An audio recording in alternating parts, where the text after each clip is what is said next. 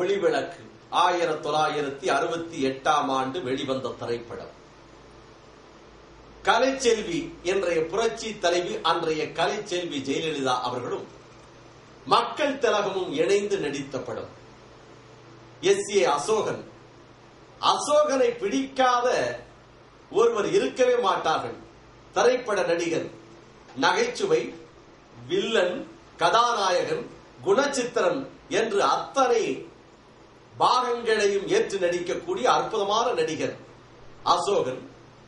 எம்ஜிஆர் மற்றும் மனோகர், நாகேஷ் போன்ற பலரோடு வெளிவந்த இந்த திரைப்படத்தில் புரட்சி தலைவியினுடைய வித்தியாசமான தோற்றங்கள், ஆட்டங்கள், பாட்டங்கள் இந்த படத்தில் தான் நிச்சயமாக காண முடியும்.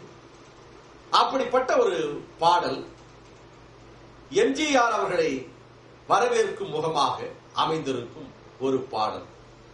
ருக்குமணியே பப்பர பர பர, சக்கர பெண்ணே பப்பர பர பர என்று ஓட்டலிலே நடனமாடும் பெண்ணாக அன்றைய கலைச்செல்வி ஜெயலலிதா, இன்றைய புரட்சி தலைவி ஜெயலலிதா அவர்கள் தோன்றிய இந்த பாடல் காட்சி.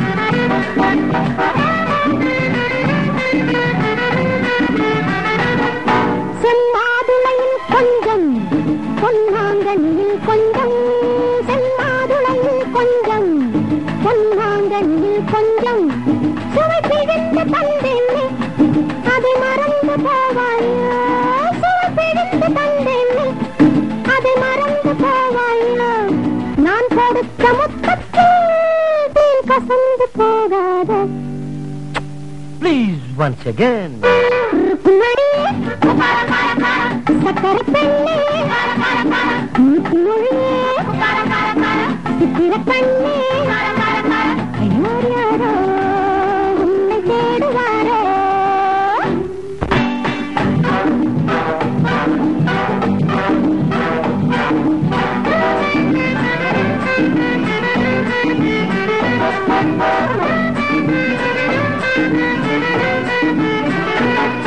உன் ஒருத்தியைத்தானே நினைவில் நிறுத்தி வைத்தேனே, உன் ஒருத்தியைத்தானே நினைவில் நிறுத்தி வைத்தேனே, அன்று நடந்ததைத்தானே இன்று நினைத்து வந்தேனே, அன்று நடந்ததைத்தானே இன்று நினைத்து வந்தேனே, ஊர் மயங்கி நின்றாலும் நான் தெளிந்து நின்றேனே.